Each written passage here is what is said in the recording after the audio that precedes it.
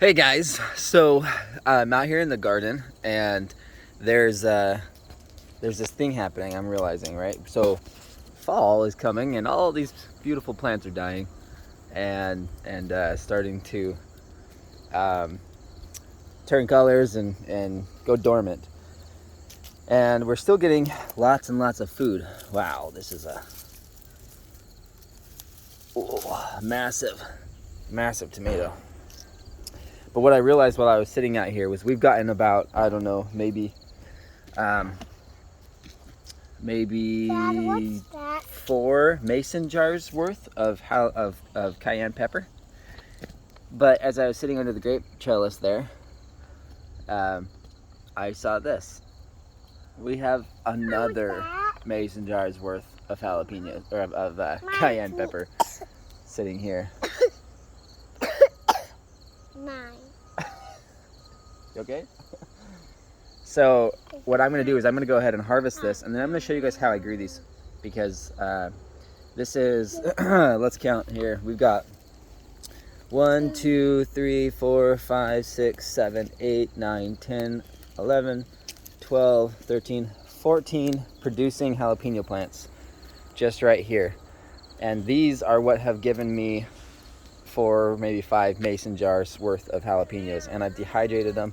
And we do actually have a couple that are producing around this bed too, so we could count up a little bit. Oh wow, look at these guys. I don't think I had pulled any off of these ones before.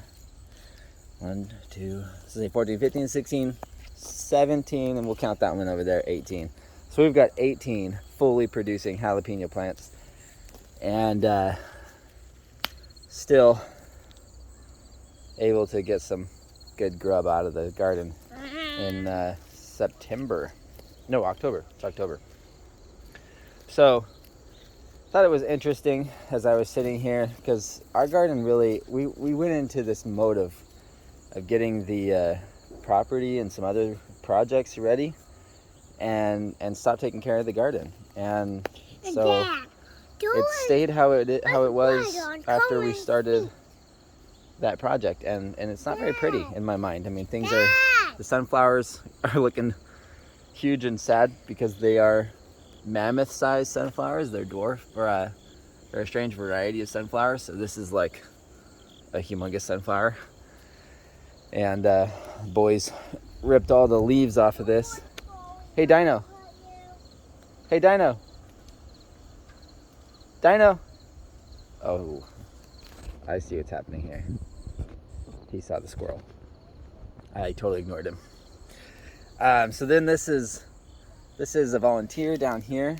All of these that we keep getting, just absolutely delicious. But these came up from last year. They fall over like that if you don't prop them up, and then they self-seed. And I've just been letting them self-seed because they're delicious, and I get to munch on these when I'm out here in the garden, and they spread a little bit wider, and it just gets really cool. But what I've noticed is this no maintenance policy in my garden. People tell me all the time, "Oh, the back to Eden doesn't work. Nitrogen, wood chips." What is it? I want you to try it. A smoothie? Yes. You just make one? Yeah. I want you to try it. Okay, let me try. What's it made with? Just taste it. What's in it? Just taste it.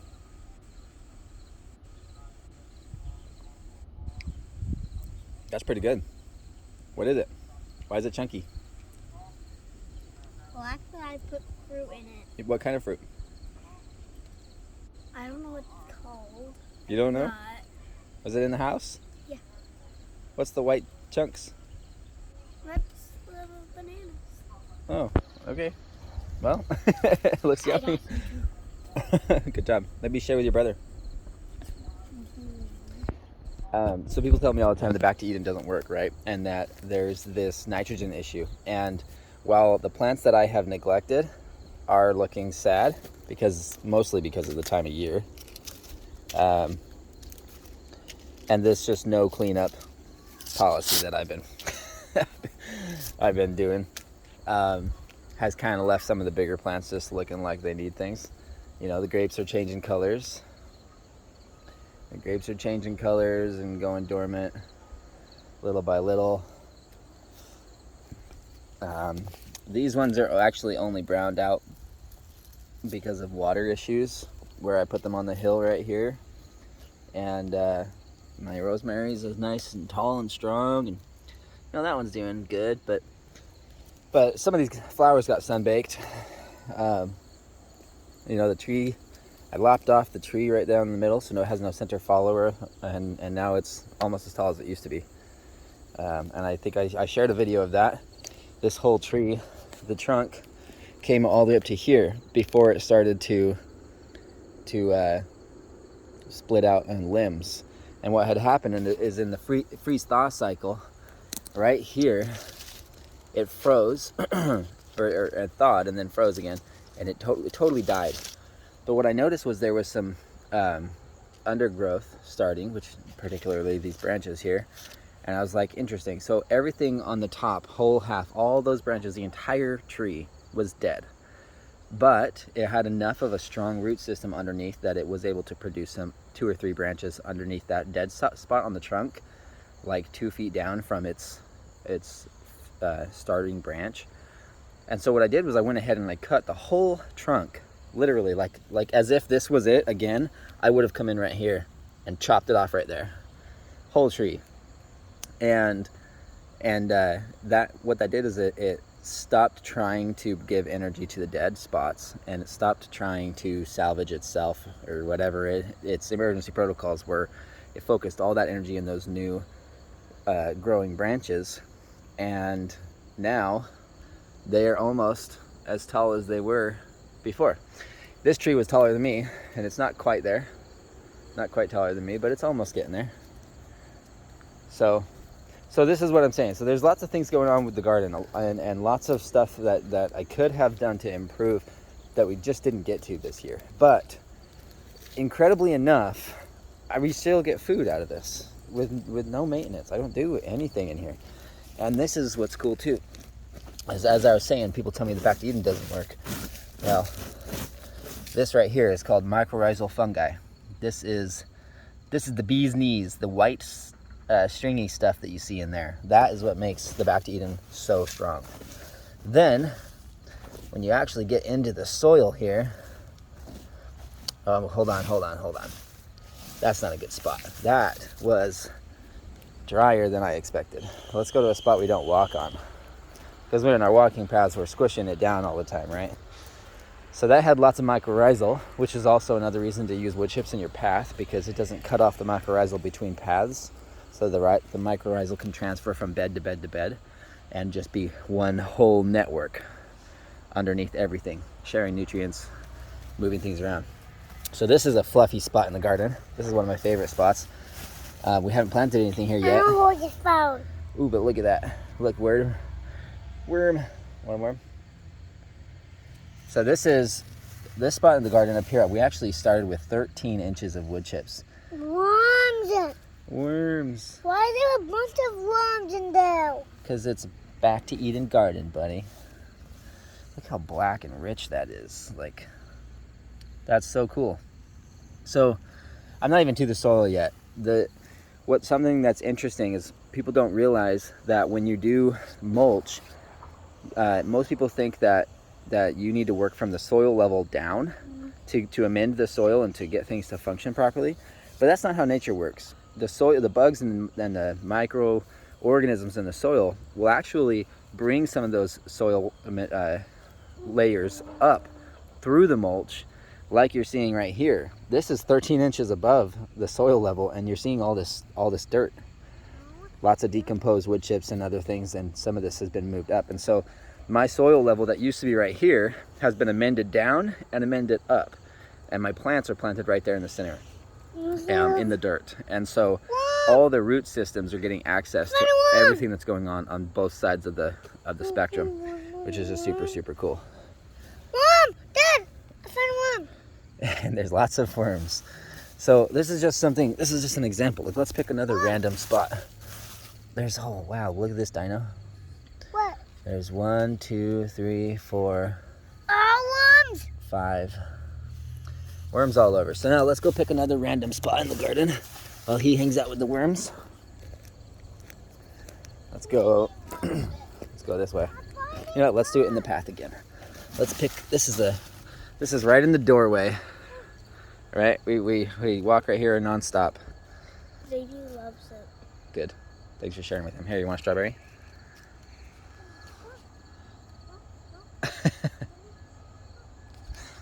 So this is a part we walk on nonstop, so this should be somewhat packed down. But you're seeing some good soil. Oh, there's some worms. There's some worms. So I guess that other spot, maybe I just grabbed a weird spot. Let's go look at that spot again. So that's where I dug the first time, and it was real dry and chunky. And this is the same thing, real dry and chunky right here. No water. So why do you think that there's no water here? My rosemary lavender likes this spot because of that fact, actually. But my peppers do amazing. So this is another thing that's kind of cool about not touching your garden for X amount of time, is you get to come in here and you get to see what's been happening and understand a little bit more about why. And look at that, more worms. So just a few feet over, all of this is moist again and pulling up worms again. So the difference, to show you in contrast, let's go over here. This is what it is if I didn't mulch. That's what I'm working with. Can't get that. Can't move that. I mean, it cracks all the way down to the other side where the hugel beds are, and it just all kinds of gnarly clay dirt. So, and right here by my elderberry, and we got some more ghost peppers over here. The elderberry, I have a little bit of exposed soil, and we just sowed some stuff earlier. I forgot what it was, but this exposed soil right here is all dry. But regardless, it's still soft, still nice, and I can dig through it because the moisture content on either side and the microorganisms working their way through it periodically still allows that small strip of exposed soil to be semi-soft.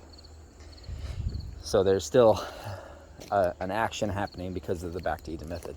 Now, about right here, as we start going in this way, this is where we stopped doing 12 inches, and we started just dwindling, trying to spread it out so that we could get as far as we could and come back later with the top dressing. But we never got the top dressing, so this is where you start to see the weeds. Notice there's no weeds on this whole half of my garden. But then right here where we start to taper off below 12 inches, now the weeds are here. And notice how everything is growing phenomenally in the 12 inches. But as soon as we start to taper off, the peppers are sad. They didn't grow well. And they are the exact same seed, just in a different location. And these watermelons are doing okay, but they're kind of right on the brim. Look at the size of that thing. Whoa, that's crazy. So right here, we stopped planting because we knew it was going to be too shallow. So, oh wow, look at that. My elderberry spread all the way over here next to another watermelon. So if I just dig here, let's see what the soil is like under, this is about 4 inches.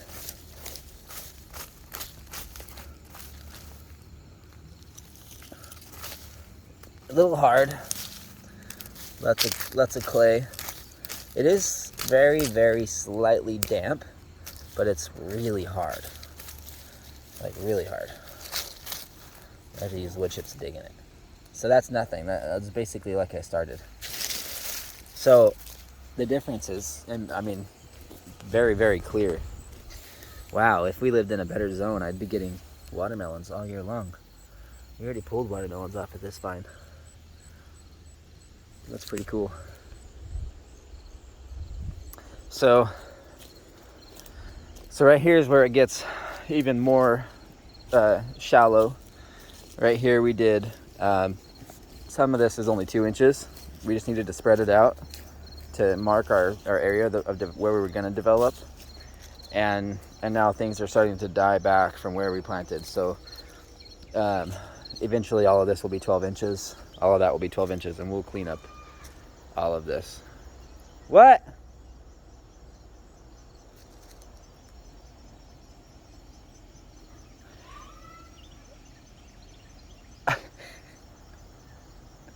I don't know what he's saying. All right, so let's wrap this up. So right here we have our hugel beds.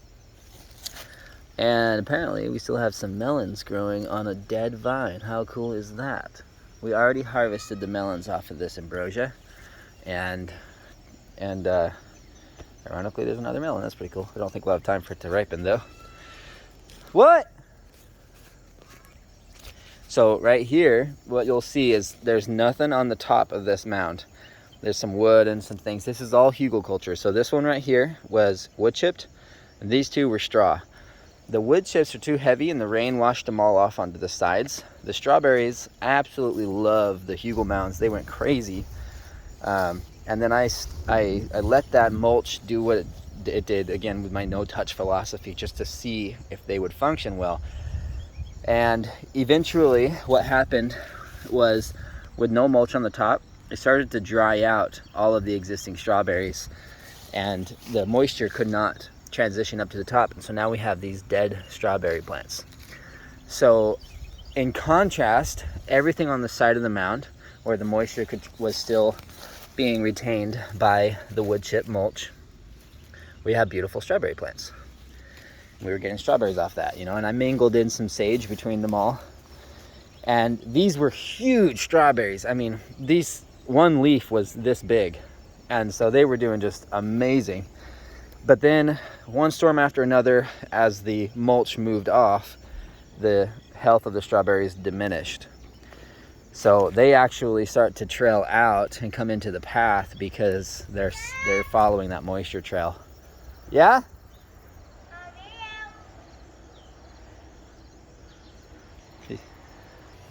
All right, he's playing games with me now. So then right here, this one we did straw mulch, and we did a bunch of spearmint, and we love mint. Keeps the pests out, the ticks away, all of that. And then that spearmint's pretty resilient anyways, but this mulch stayed moist. We were able to get some tomato plants in here just out of cuttings from the runners on these on this trellis right here. And so the 2 mounds here retained all their moisture, been a great herbal bed. And then this one is finally, after, oh man, buckets and buckets of tomatoes off of just this right here, is finally dying, finally reaching the end of its lifespan. Hold on, big guy. And we're getting our final few before the season ends. And then these will retire themselves and will be done for the season. But wow, look at that. Want some more black diamond watermelon? Anybody? Maybe I'll transfer that into the house and see if it'll keep growing. That'd be pretty cool. So that's how things have been going in the garden. Totally letting nature take over on accident and on purpose. I don't maintain it because I am just so busy with other things going on. And we've really, while we love Lulu's garden, we really have a bigger ambition than just Lulu's garden. Lulu's garden is our showcase for next year, hopefully, to show people that you can do this in your backyard with next to zero maintenance. And mind you, almost everything I showed you, I'll count actually. Let's see. The grapevine trellis, the trees, and the elderberry, the only things I bought in this entire garden. Everything else that you see here, 100%, everything that we've harvested, looking back through our Instagram, if you see all those harvest photos and videos, all of this was 100% free. So when someone tells you that it costs more to grow lettuce than buy lettuce, they're lying. They don't understand the concept. They're adding fertilizers. They're getting bags of soil instead of the soil right here, where it's rich and plentiful. And I mean, look how soft this is. Oh my goodness, holy cow. That was 2 inches of wood chips. See how far down I just dug? If that's not perfect seed medium, I don't know what is. So people just don't know what they're talking about anymore. It's become this disconnect from what nature actually needs to live.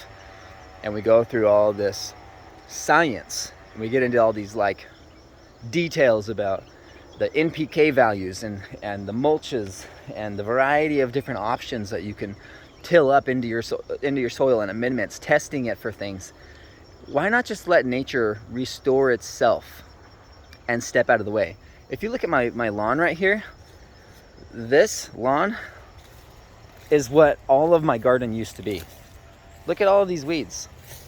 This is random dandelion, there's plantain, there's clover in here, there's ground ivy in here. There's a variety of random things that just pop up. This is not grass, okay? All of this right here, where some of those things have popped up, those are actually medicinal plants that popped up. All the things that are right here, where there's no weeds at all, was the same exact conditions. But if I pull this back, and look how hard that is. Look how hard that is. That's like, I can't dig in that unless I really, really force it. So to say now, you saw how soft it was right there, just with only 2 inches of wood chips. It's really a disconnect. That's the problem. People just don't understand that nature will remedy and fix itself. And our job is not to come out here with all of these fixes for nature. It's to recognize that we're a part of nature. Without nature, we die too. And our role is not to control it. Our role is to use it and to benefit from it and help it and move it along, right? There's this system that we can create with nature that's this symbiotic relationship between humans, nature, future, past, present. All these things work together. The way that we're going right now, trying to fix everything and be the dominant factor in the earth, is killing it.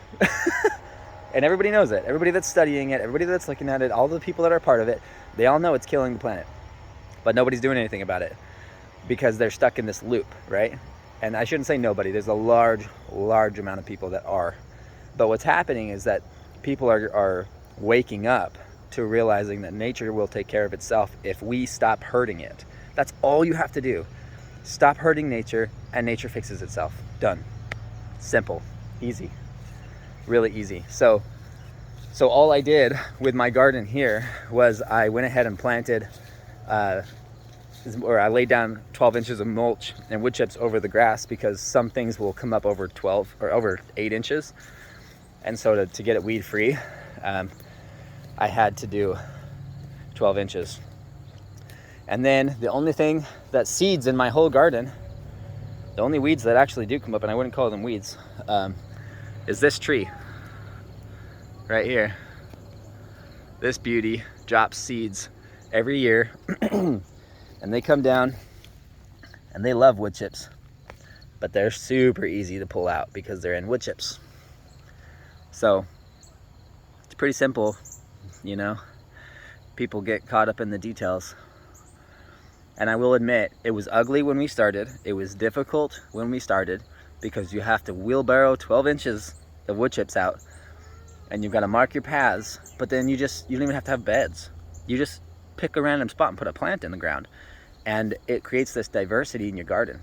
And things will start working in companion planting, and like our nasturtiums will will aid our tomatoes, and our sage will aid our strawberries, and our garlic throughout the whole garden will deter pests for everything, and increase flavor in different things, you know. And it's incredible. Like we've got sage and oregano under the grapes, and just a lot of things all working together, and it's all taking care of itself.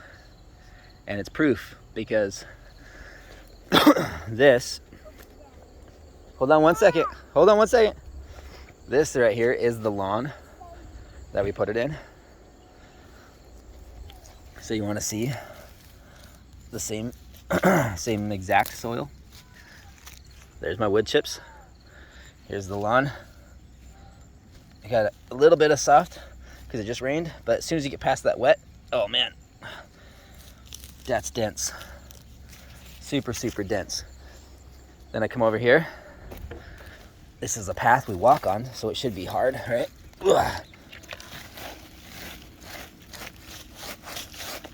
Yep, that's pretty tough. That's pretty tough. Let's get closer to the edge. Let's see what happens. Yep, pretty tough, pretty tough. So this is about 2 inches. This is about 2 inches. Well, actually that's about 2 inches. Right about there, it gets about 4 inches. Now let's go where it's 12 inches. We'll say right here next to my well-growing plants here. There it is, nice and black. This starts to change colors, gets rid of the clay. It's still a little bit dense right here because there's no moisture. I don't water my garden, so if I take a thing and dig that up. So now, now it goes from really dense and dry patches all in that lawn to pretty dense but sufficient for flowers, and then to about 4 inches and it's sufficient for veggies and some of these medicinal crops. And then it comes to about 4 to 12. Well, that's 4 inches. This is 12 inches, and my crops are doing great there. And then we can come back up here. Oh, this is no inches right here, where all these are growing. That was bare soil for carrots, just enough to grow the carrot. And then look at that. I don't even have to pull that back. My boys are digging holes all over. This was 13 inches. So what's incredible here is that when the water comes through here, it hits the side of these wood chips, and the wood chips soak it up like a sponge. So that's why this whole section of the property is so much squishier. Watch this. Look how squishy this is. This is squishy because it's so rich. And it's rich and full of worms because there's moisture right here getting soaked up. So this system in the front yard right here is my favorite system because it's 13 inches on top of that. And I'm able to grow things, save things like that. But it's because I did this next to a water source. So now that gets me into a whole nother topic I won't start, but that's water control and designing from water. In permaculture design, the very first thing that you do is water and access. Those two things are immediately identified in a design plan.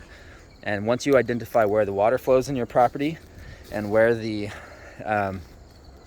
natural buildup points and puddling points and ponding points and all those things are, that's when it comes into the phases of, okay, now this is where it all is. Now where do we need the access to be? And then you turn it into directing the water into where you want it to be. And you get into the details of how you want your garden to get access from the road.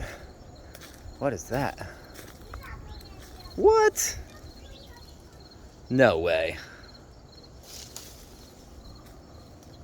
What? That's crazy.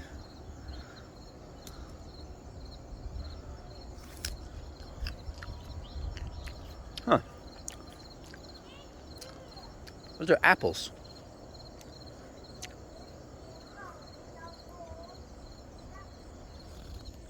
I guess I have an apple tree. I didn't know that. All right. Well, anyway, the moral of the story, what I'm trying to tell y'all is that it's stupid easy. It's free. Nature grows itself. Just look at what nature's doing. If you try to be the one that's in control, you're probably gonna do it wrong. And yes, nature can get ugly. Nature can die. Nature does get just overbearingly weedy. Like, this is ridiculous. This is all useless, and it's all gone to seed, so it's all going to produce more. But what I get to do is I get to come in here, I get to weed all of this, and then I get to turn it into up there by my front yard. Because what's cool is that I know the water pattern. The water flows down right here in front of my hugel beds. It comes down right here, and then it spills into this weed patch. Why do you think all that's growing so abundantly around me, natively? It's because that's where the water goes on my property. So when I plant my orchard right here, it's going to be one of the most prolific orchards on the whole property and projects that I have around my area, because I'm in control of where I get to put my orchard. And I know, because of my education, where that orchard needs to be, because I know where the water goes, how to see the water flow. And so I get to turn this big ugly thing, big ugly patch of nothingness and dead weeds and briars and stuff, into a beautiful landscaped orchard when I get the time and energy to come back out this fall and cut all this back. And it's all pretty easy, especially when the leaves die. So don't get discouraged.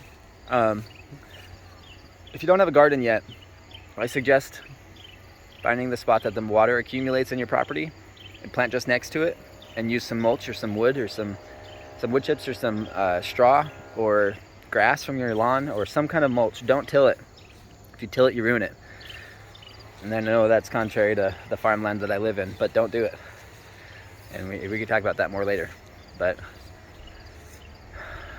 that's what I started with. So you see my results, and it's not the prettiest thing in the world because of lack of maintenance. If you plan to maintain it, I literally only come out here to harvest. I literally only come out here to harvest. I'm way too busy right now. I'm not maintaining my garden. I just go on total faith that nature's gonna take care of it, and it does. I got cucumbers, I got lettuce, I got greens, I got garlic, I got tomatoes, I get sage, I get spearmint, I get strawberries, we got grapes this year. I didn't even expect to get grapes. This is the first year of grape season, so that was cool. I got tons and tons of peppers, like a ridiculous amount of peppers. And we powder them and take them for medicinally. So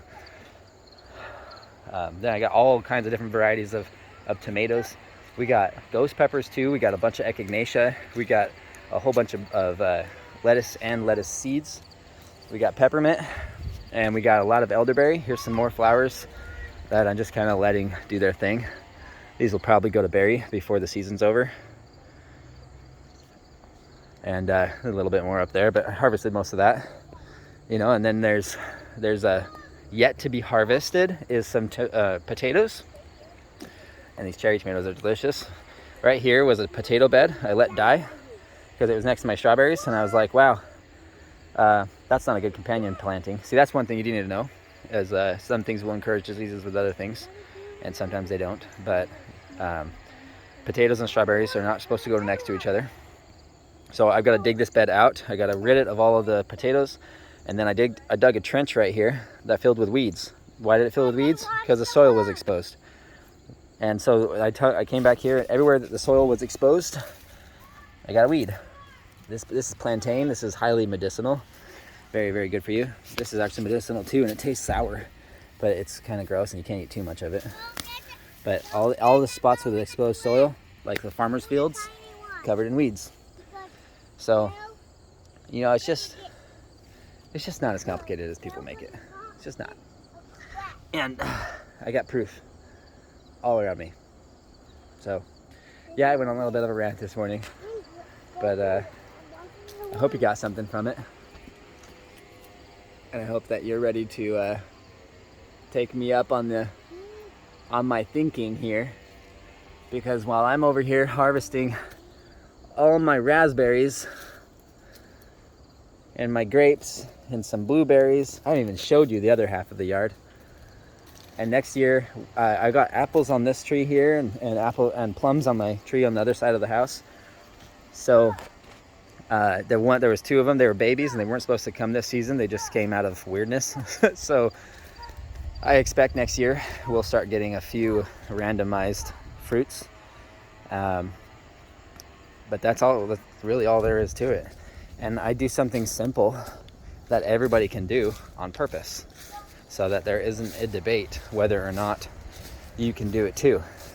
This, covered in weeds, but the weed is actually medicinal. This is called, I let it grow on purpose. It's called ground ivy. And there's 2 ways that I can handle ground ivy. Number 1 is fight it, and it's resilient and it's determined. Or number 2, use it as a natural mulch. And the forest has ground cover, so I let it be my ground cover. So this beautiful ground cover is, I can come out here, I can take a chunk of it, I can go put that in my tea, and it helps my lungs. And underneath it stays nice and moist and soft because I have the soil covered and the sun doesn't dry them out and kill the microorganisms. And I get to pin up my grapes periodically from time to time to wrap my porch as they grow. Got more tomatoes growing here. I've got my garlic in all ready for next season, and we've got 4 more batches of garlic to do this season before we call it a wrap. I'm gonna do tons of garlic. This year we did tons of peppers. This next year I'm gonna do tons of garlic. This weed right here is called dock. What it does is, number 1, it's medicinal, and number 2, it actually has a huge taproot that goes down into the ground, sucks up all those nutrients, and then pulls it up. And I get to cut it back, chop and drop it, and then it will take care of my nutrient needs in the future because it's a natural mulch. That's what happens with trees. Trees send their roots way, way down into the depths nobody can reach. No tiller can go. And it pulls it all the way up, and then it sucks it all the way up to the top of the tree, up into the leaves, and then the leaves take those nutrients, and then every season those leaves fall on the ground layer. That's how how nature fertilizes itself. And when all those trees fall down to the ground layer, all those leaves deposit that nutrients from way, way down into the soil. And then these beauties become nature's fertilizer. They turn into soil by the time spring rolls around, and now you have a nutrient-rich forest floor. It's not poop like everybody thinks. It's not manures. It's not the randomized explanations people come up with. It's leaves. Leaves are nature's fertilizers. So let your leaves do their job in your garden. If you don't want them in your lawn, you can rake them up and deposit them all across your garden. And pound for pound, leaves have 5 times more nutrient than cow manure. Let your brain steep on that for a minute. Pound for pound, 5 times more nutrient than cow manure. That's crazy to me. So, what to do here, huh? Just look at your area around you and observe and decide how you're gonna go about it. And right now everything's dying back, so it's a really good time to get ready to tackle the weeds and make something beautiful and productive. Have a good day. I'll end my rant right here. I'm gonna go eat my tomato.